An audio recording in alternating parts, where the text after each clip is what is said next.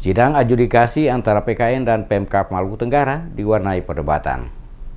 Fungsi pengawasan masyarakat melalui Lembaga Sosial Masyarakat Perkumpulan Pemantau Keuangan Negara atau PKN sebagai pemohon informasi publik Iskandar terhadap pemerintah Kabupaten Maluku Tenggara dan Kota Tual berujung sengketa. Informasi publik merupakan hak setiap warga negara Indonesia sesuai dengan ketentuan Undang-Undang tahun 1945 Pasal 28F yang menjadi payung hukumnya Undang-Undang Nomor 14 Tahun 2008 tentang keterbukaan informasi publik. Namun hal ini pihak pemohon informasi LSM PKN tidak mendapat respon yang akhirnya membuat laporan terhadap Komisi Informasi Publik Provinsi Maluku. Sidang sengketa yang digelar pada hari Kamis di kantor Pengadilan Negeri Ambon dipimpin Ketua Majelis Hakim M. Kamil Fuad didampingi anggota masing-masing Alex R. Tutuheniwa dan Mohtar Tawe serta panitera pengganti Husni Tawajo. Sidang antara PKN selaku pemohon yang digelar awal tidak berlangsung lama karena termohon yakni pemerintah Kota Tual tidak sempat hadir. Sidang kedua antara PKN dan pemerintah Kabupaten Maluku Tenggara justru berlangsung menarik karena terjadi perdebatan sengit dan saling beda pendapat terkait dengan keabsahan surat kuasa pemohon yang diminta pihak permohon tidak ada titik temunya. Akhirnya Ketua Majelis Hakim menunda sidang tersebut. Panitera pengganti KIP Husni Tawajo mengatakan sidang sengketa informasi publik antara PKN sebagai pemohon dengan pemerintah Kota Tual dan Maluku Tenggara gagal mencapai kesepakatan bersama dan akan dilanjutkan pada tahap sidang adjudikasi non-litigasi. Tidak didapatkannya kesepakatan bersama kedua belah pihak diakibatkan karena beberapa hal diantaranya, yakni pihak termohon tidak dapat menyetujui permohonan pemohon. Oleh karena itu, KIP Daerah Maluku sesuai hukum acara Undang-Undang Nomor 14 Tahun 2018, maka KIP Daerah Maluku akan kembali menggelar sidang lanjutan, yaitu adjudikasi non litigasi untuk mencari pembuktian.